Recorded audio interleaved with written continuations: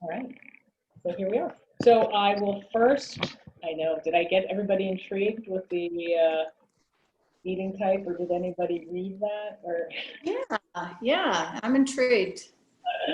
yeah. I just saw the title and I thought it was pretty fascinating. So, And you know, some of you may be a little familiar, and it's really more just of a guideline. But I want to open up if there's you know any pressing questions or in relation to training or what we just did today, or stretching, or any other things outside of what I was going to figure and talk about today. Nothing pressing on my end. Okay. Holly, anything pressing? Or it doesn't have to be pressing. It could just be, maybe she's, yes, no? You're good? I guess she's good. Oh, probably. Sorry, I was working in another screen. I had to find my way back to take the Anything, any questions that you have before? Nothing specific. And everyone felt A-okay with today's workout? Oh, yeah. We'll have to always get in all that I want to in 30 minutes is always a good challenge. It's a good pace. Good. Yeah. Just when you get tired of doing something, I switch it. Like, are we done with this yet? Okay, good. Shoot. It's the ADD exercise program. No, that's a good thing. Something long enough, right? Okay, cool. So since there's nothing, and I'm just going to assume, Louise, did you have anything before we start? no, I was intrigued by whatever it was you wrote. I can't even remember what it was that you wrote. So. Yeah. So just kind of goes back to one of my mentors is Beck, and he's does a lot of research. First of all, if you look him up, he's a bit eccentric. What's his name? Paul Check. Oh, Paul Check. Yeah. So I would say, you know, take what resonates with you and leave the rest behind. But I have found that, you know, what he talks about in the primal eating pattern is smart because there's so much misinformation. Well, not so much misinformation. It's really taking into consideration that we are all bio-individually unique, but we also do have a strong genetic component of our ancestral eating and our ancestral eating patterns. And so paying a bit more attention to that within our meals is ultimately what we're looking to accomplish, because having the right balance of proteins, carbohydrates, and fats is what ultimately helps us maintain more of a homeostasis and more of a balance. And that's what we're looking at in accomplishing. Like, I'm never one to say, oh, this is the diet you should follow, or, you know, this is, or you should be paleo, or you should be that. It's really what's going to keep your blood sugar level, that's going to keep you at a lower stress rate. It's not going to put stress on your thyroid, and, you know, it's not going to stress your systems out. That fluctuating blood sugar is what creates a lot of stress in the body. So with that being said, it is looking at what oh, I lost the lead. Hey, Davey, hang on a second. I got to get it. So what works in your body, and again, I view this as more of a starting point. So there's a good questionnaire. So I can say, if you have a piece of paper, and okay, so you can. So some of these you may or may not know the answer. If you don't, just leave it blank. But I think it does give you something to think about too, because you may not have paid attention to it and how it affects you and how it impacts you. So So there'll be either a choice A or choice B. And so all you have to write down is A or B, or, or you can make notes on some of the questions there.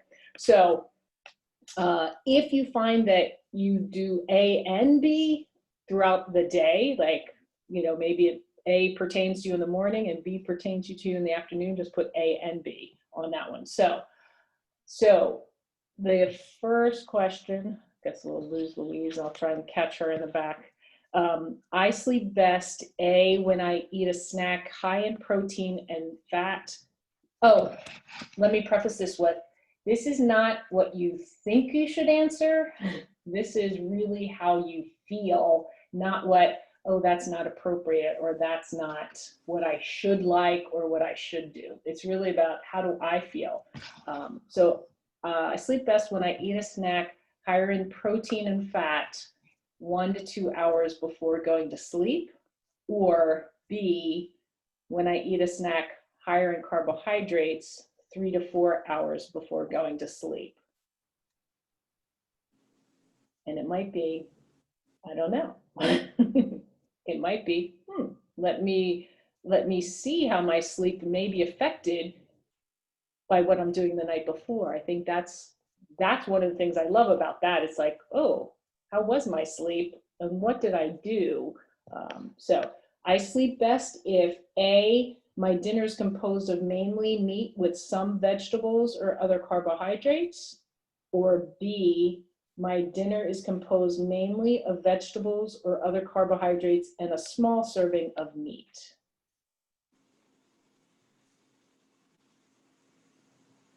And again, we may not know the answer today, but it's something then to start to see. I sleep best and wake up feeling rested if I don't eat sweets like candy or cookies, or if I eat a rich dessert that is not overly sweet. I tend to sleep okay, that's A. And B is, if I occasionally eat a sweet dessert before I go to bed, it doesn't really affect me. And I wake up feeling rested.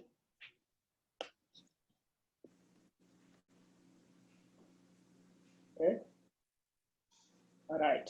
The next one, question 4. After vigorous exercise, I feel best when I consume a meal right after the exercise, or I eat drinks higher in protein, such as a protein shake, something like that. Or B, I feel best when I consume foods or drinks higher in carbohydrates, such as like a Gatorade drink, but not Gatorade.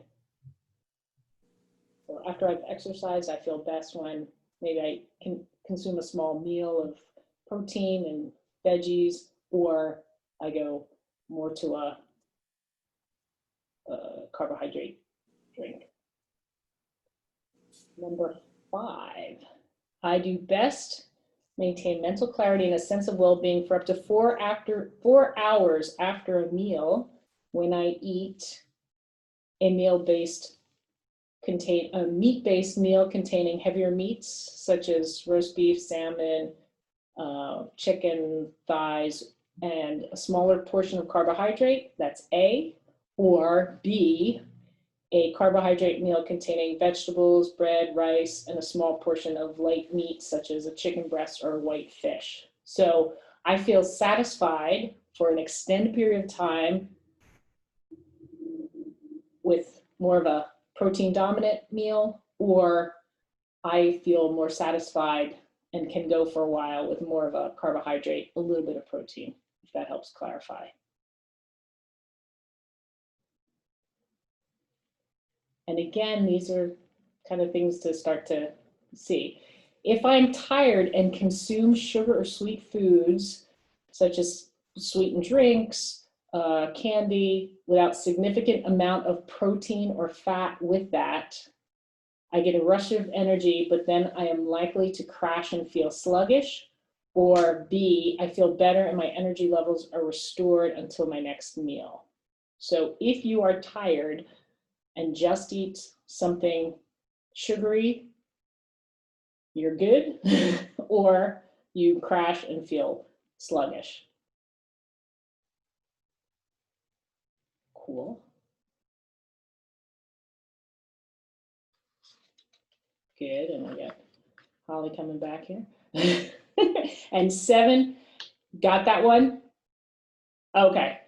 If you're tired and consume sugar product without much protein with it, you get a rush of energy, but then are likely to crash and feel sluggish. That's A. Or you feel better and your energy levels are restored until the next meal. That's B. Like if you're dragging, or it might be. Yeah, what happens if you just eat some sugary kind of thing? It depends. All of these, you're A and B on all of them. All right, that's okay. Okay.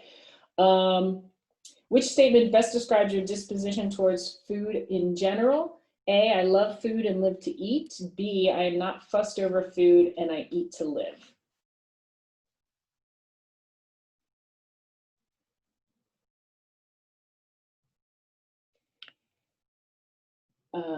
Number 8 is I often add salt to my food or prefer saltier foods, or B, find that foods are too salty for my liking. 9, instinctually, I prefer to eat darker meats, such as legs and thighs, over white breast meat, or B, I prefer light meat, breasts, over dark meat. And then 10 is which list of fish most appeals to you? Hopefully you like fish, otherwise you'll just skip this one. But and it doesn't have to be all of them, but in general, blah, blah, blah, blah. Sardines, lobster, shrimp, salmon, scallops. That's A. Or B is whitefish, catfish, trout, cod, flounder.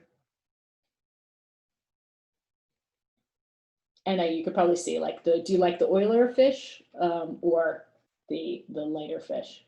11, if eating dairy products, I feel best after eating richer, full-fat yogurts and cheeses, or lighter, low-fat yogurts and cheeses.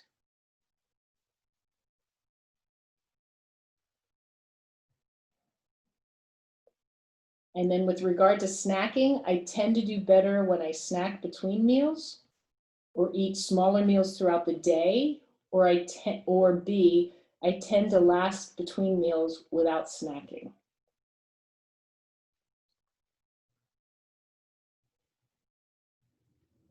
And then,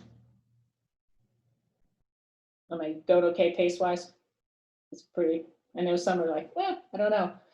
Which describes the way you instinctually prefer to start your day in order to feel your best and have the most energy? A, a large breakfast that includes protein and fat, such as eggs and bacon, or the like, or B, a light breakfast such as cereal, fruit, yogurt, breads, and possibly some eggs. You instinctually prefer to start the day to feel your best and have the most energy. And then lastly, which characteristic best describes you? A, in general, I digest food well, have an appetite for proteins, feel good when eating fats or fatty foods, and more muscular or inclined to gain strength easily. That would be A. I digest food well and have an appetite, feel good when eating and more muscular. And B, I am more slight of build, prefer light meats and lower fat foods, and more inclined towards endurance athletics or endurance sports.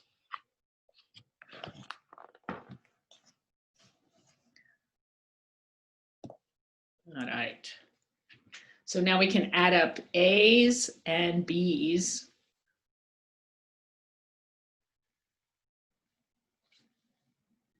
And the final answer is So if you have, may I ask numbers? So I had 10A and 4B. I'm sorry, you had 10A, 10 in A and 4 in B? Okay, great. And Holly, yeah, it's hard to say. You're mixed. I'm going to just put you in the variable type.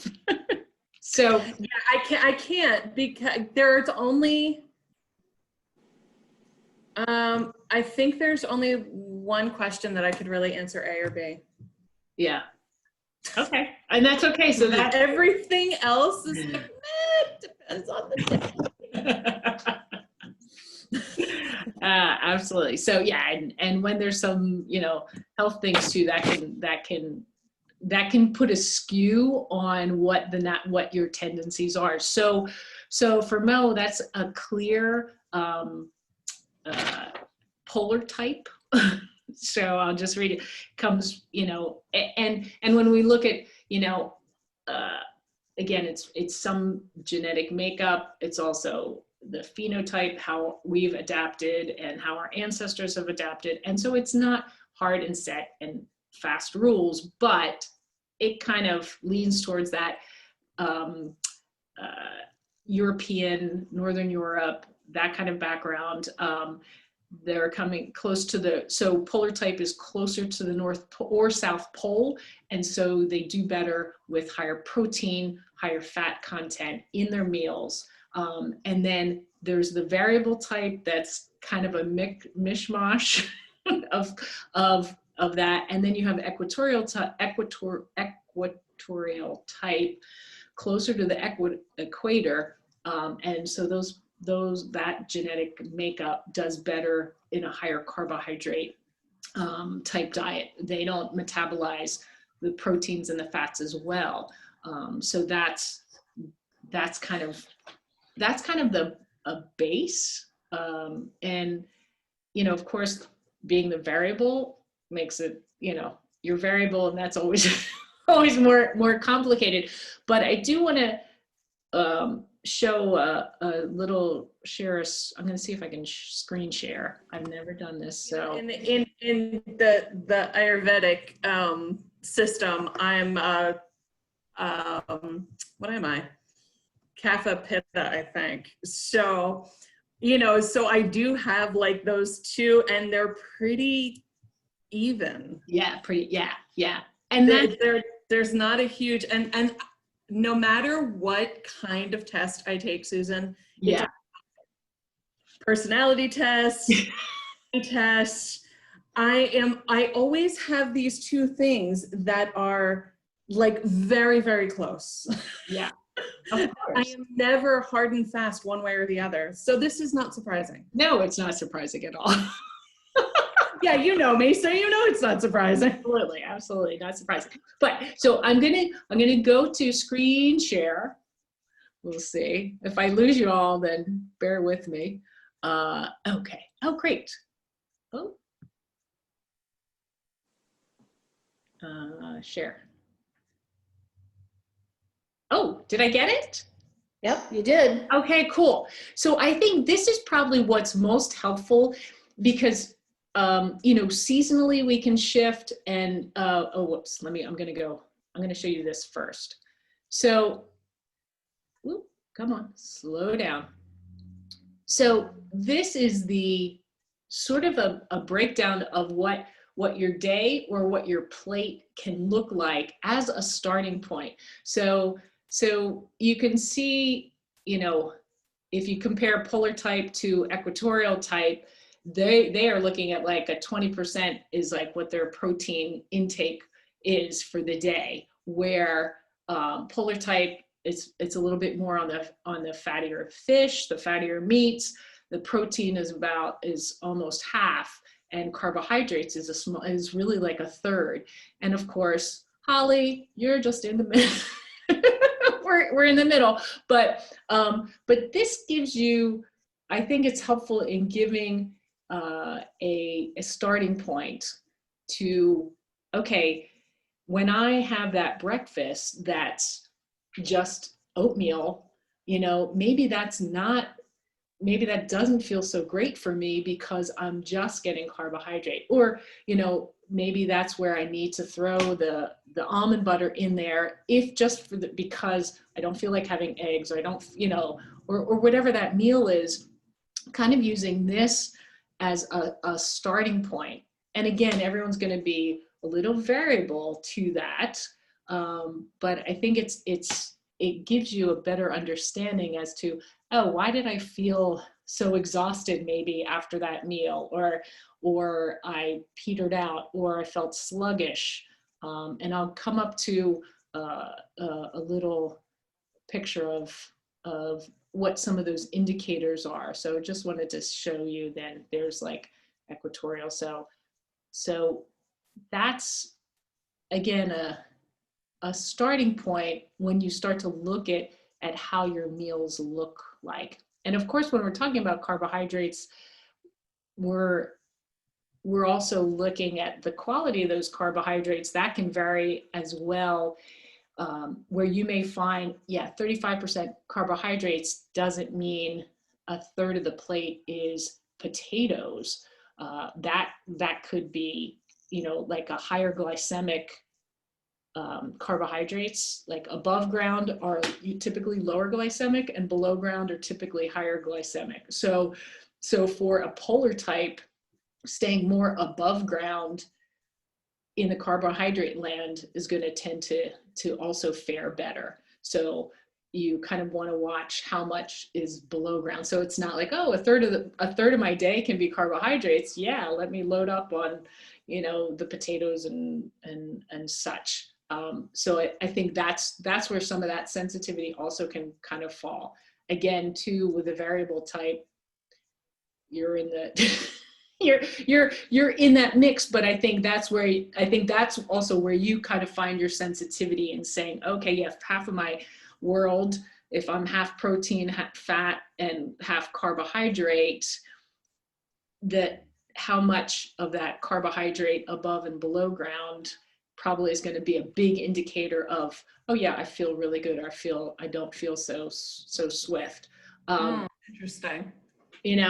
Like I think that's probably, I would imagine you do A-okay on this side, but this guy for both types, I think, becomes the critical piece as to the below ground stuff, or the breads and the grain. Yeah, because I tend to favor the below ground stuff. I mean, but like the above ground stuff isn't friggin' delicious, but mostly probably not for me. But because I favor the root vegetables, like and beets and turnips and all of that kind of stuff. Not potatoes so much. Right. But also, beets, of course. Yeah. I mean, all of those are much higher, sugar content, they're higher in the glycemic world. So I think, that's where you can start to say, oh yeah, and not that they're bad. It's just a matter of, how am I responding to that? That's where I think some play may happen in looking at that. Like, that's when we look at the carbohydrates, that's a good sensitivity factor, because probably, protein probably have pretty well. Again, it's like, oh, wow, that was too much. Yeah, I mean, the most challenging thing that I find is I have to be really, really in tune what's going on day to day. Yeah. Which can really throw a wrench into the works of planning. Yeah. Because it's like, obviously, like, I can't go to the store every day. So try to shop and plan meals in advance, because I don't like cooking every day of the week. Yeah. Test it. In fact, I have better things to do with my time. But, so I do tend to cook at one time of the week. Like, I tend to cook on Sundays. Yeah. Or, whatever. But the problem comes in when it's like, oh, I made all this food and I can't eat it. I mean, sometimes I'm simply not in the mood, but there are other times where I'm like, I simply can't eat that right now. Yeah. That is extraordinarily frustrating. Yeah. I planned that, damn it, and it's made, and now it's going to sit in my refrigerator because like I'll either eat it and not feel well, or I'll eat it and it won't be sufficient, and I need like more. You know, so I find myself like needing more protein or whatever.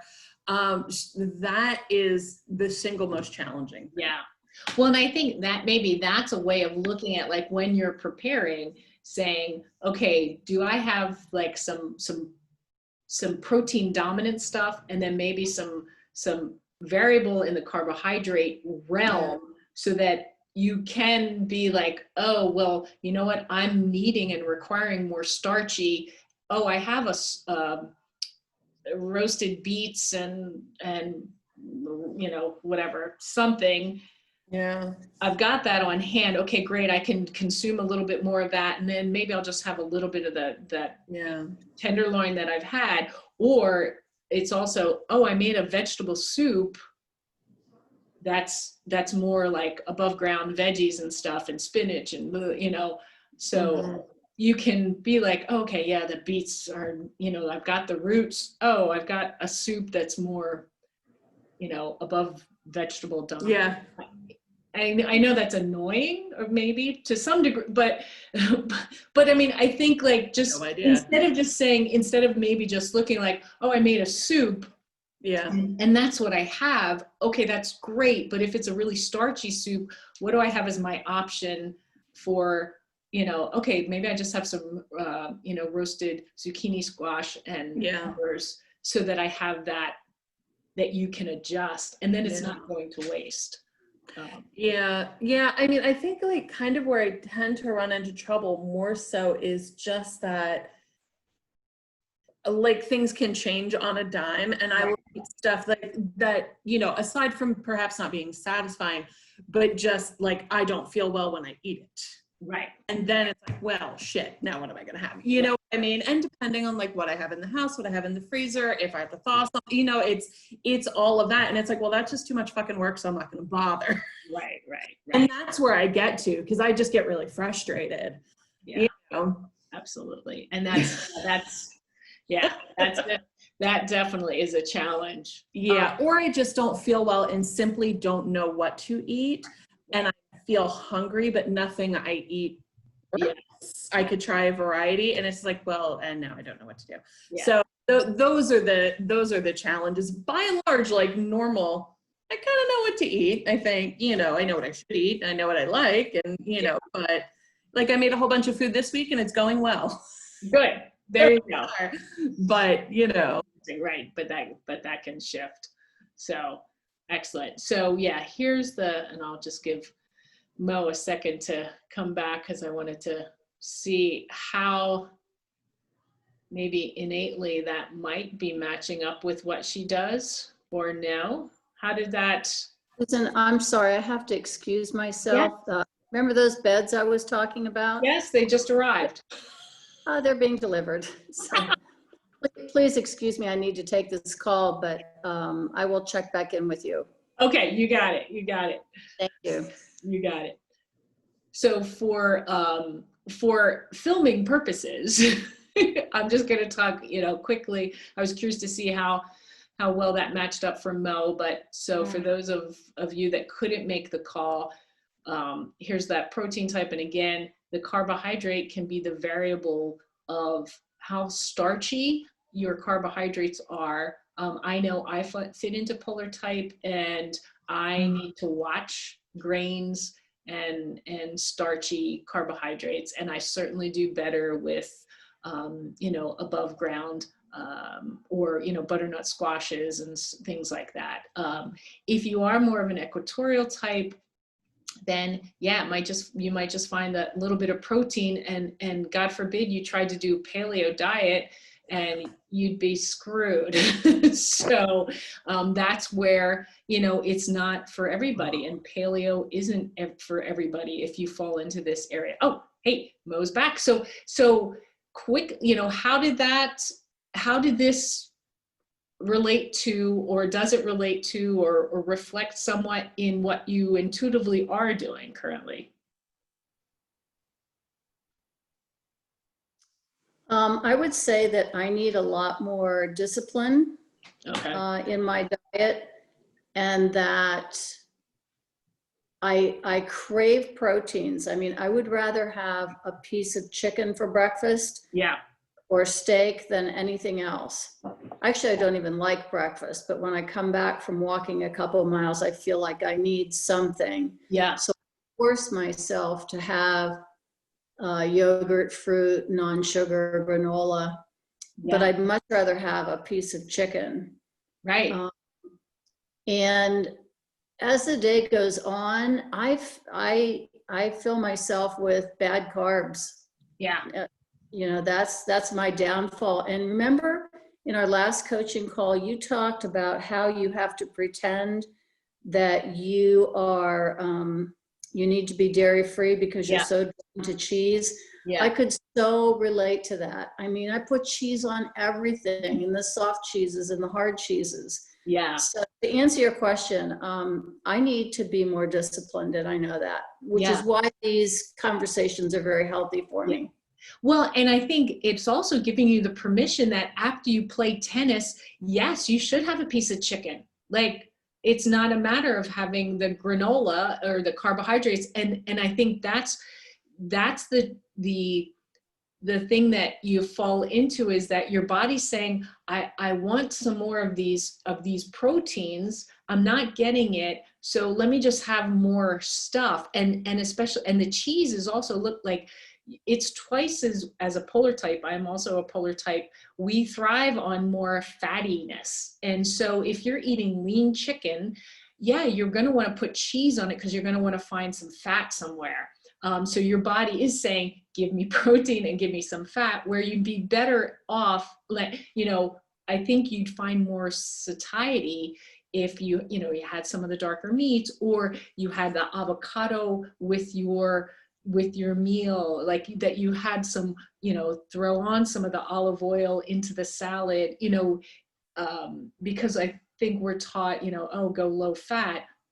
But as a polar type, we want fattier meats, we want fattier fit, or we thrive better on that. And so when you don't get that, you start going down the carbohydrate route, you're blasting through those carbohydrates, because in essence, polar types are fast metabolizers. Not that our metabolism is fast, but we break down the carbohydrates fast, and so our blood sugar goes wham, and so then it's like, what's next? Okay, what's next? And we're looking for whatever and wanting that. So the cheese is a natural response too, that you're wanting some fat, but also, yeah, like this, I want you to have permission when you come back from that match. Then yeah, either you could do a full fat yogurt, but I would go for a piece of chicken, and you could have a piece of chicken and a piece of fruit, that you're getting what your body's actually asking for, instead of then it's going to go down this bad cycle of, what's next? Blood sugar just dropped. Does that make sense? Sure. Yeah. Mm-hmm. Giving you permission. Have the protein, or if it's like, I mean, if it's hot down in Florida, maybe you don't want it like a piece of chicken, but definitely then a protein drink that's like, 20 grams of protein, minimal, maybe just some raspberries or blueberries and some spinach in there, and blend that up. And that way you're getting, it's a little bit more, it's closer to this, almost 50-50 in a sense.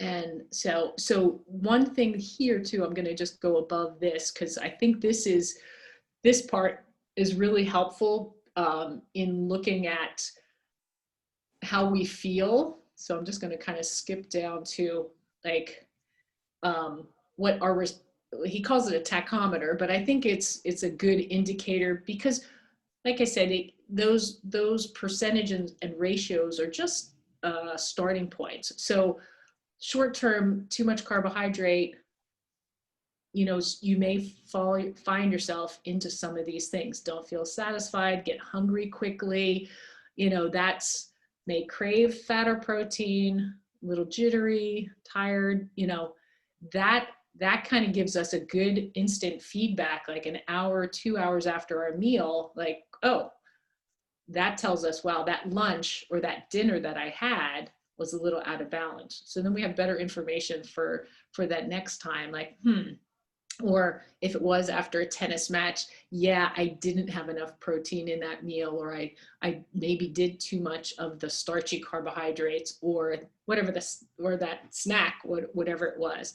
Long term, of course, we've got some other, headache, low back pain, adrenal stress, immune suppression, fun things like constipation, insulin resistance, diabetes. I mean, that's long-term, and depression. So some of the ways to get back out of that, increase water intake, choose something fatty, avoid coffee or tea, exercise, and eat a snack high in fat or protein. So yeah, if you've had too much carbohydrate, sometimes, getting some movement so that we can burn off that glycogen is a good way. Or eat chomp on a piece of chicken or a piece of beef or whatever. But that's a good indicator there.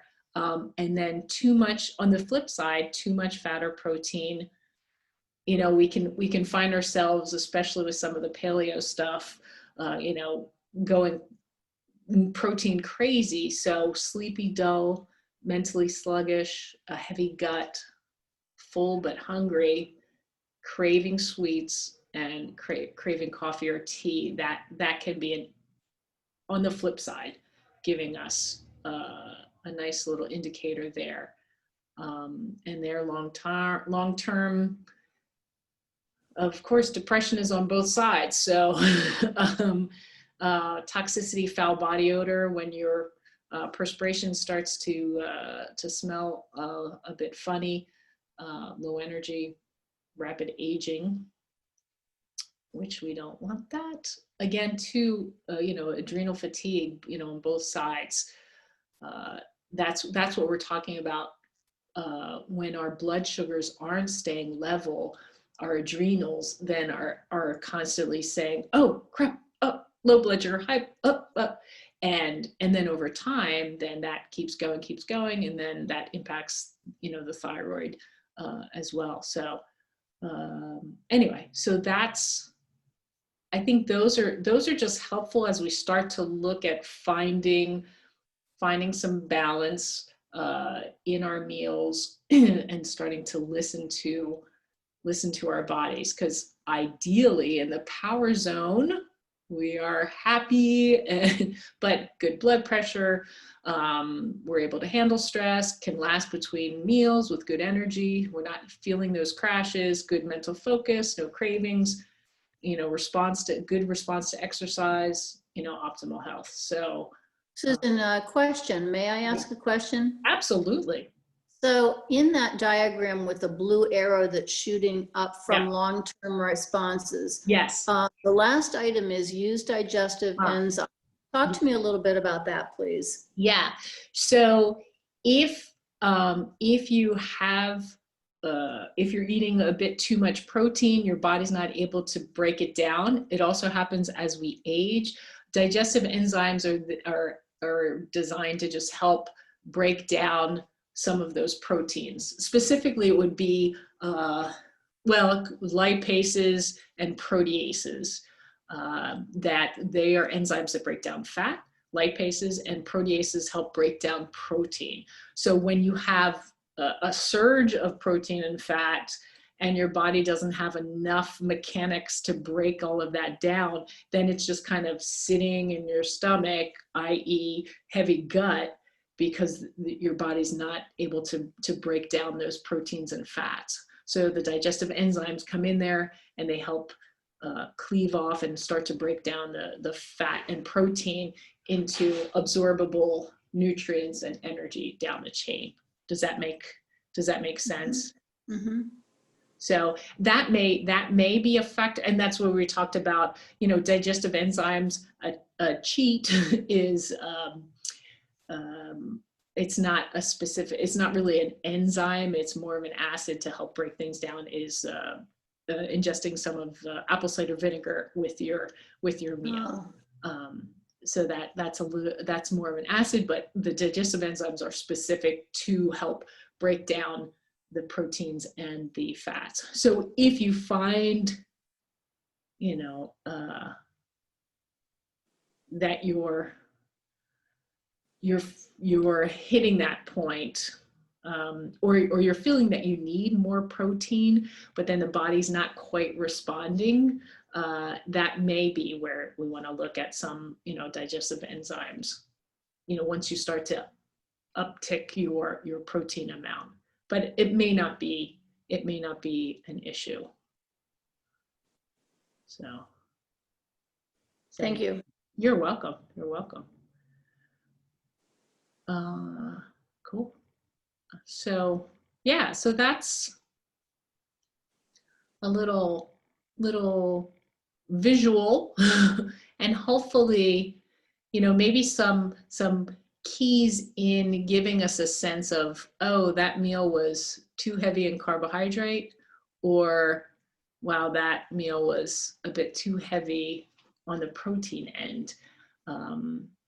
And oh yeah, I failed to mention, if you did too much protein, a little bit of fruit, caffeine can give you an oomph.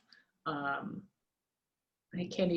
surprised he wrote eat rice, potatoes, pretzel, bread. he's very much not about gluten, so I'm just kind of surprised on that one. But anyway, so I think that starts to give us an idea, and then we get, again, as a starting point, or just being mindful that this may be closer to where our plates are, or where our day is. That gives us a starting point. So cool. Yep. Yay. Yeah. Thank you. Awesome. You are welcome. You're welcome. I thought it, might be a nice, I like it because it just gives us a gauge. It's not a hard fast, but it's really paying more attention to how's my body responding to those meals, to the balance of protein, carbohydrates, and fats, what I might need more of, and fine tuning for your body, not some dietary plan. It's how does my body thrive, and I can affect that to some degree, especially if I know a starting point of how I thrive best. So. Does this person who designed this chart ever bring in blood type as part of the formula? He has talked about it. His take on blood type is it's actually not accurate and restrictive, in the sense that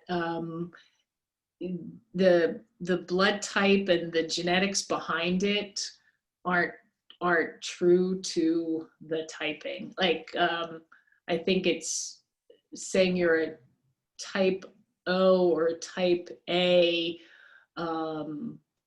This is probably scopes it out a bit.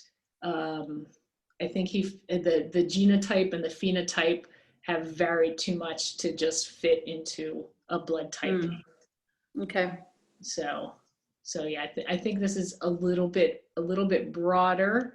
I mean, it's certainly something you could take a look at and blend in, but I think it's the matter of that it's not, almost in a sense, like an A isn't just from, he's taking it more ancestral, and an A blood type isn't necessarily ancestrally Nordic or whatever. It's gotten all blended in. So okay. So All righty. Cool. All right, ladies. Well, thanks for joining in. Well, thank you. You're welcome. You're welcome. I hope it gives a little insight and gives you permission to have. Oh, when's the next coaching call? That would be, it should be like the second Monday in November. I don't have my phone. The second Monday in November is the 9th. That's probably it. Yes, that sounds correct. That would be the 7 p.m. then. 7 p.m. Okay. Cool. Yay. Awesome. And yeah, and so if there's something, if we want to continue on this route, or if there's some other topics, please do not hesitate to email. That would be great. I just kind of took the liberty of doing this since it's something that I find helpful. So cool. Yay. All right, Lee. Have a great rest of the day. Bye, Holly. Have a good day. Thank you. See you.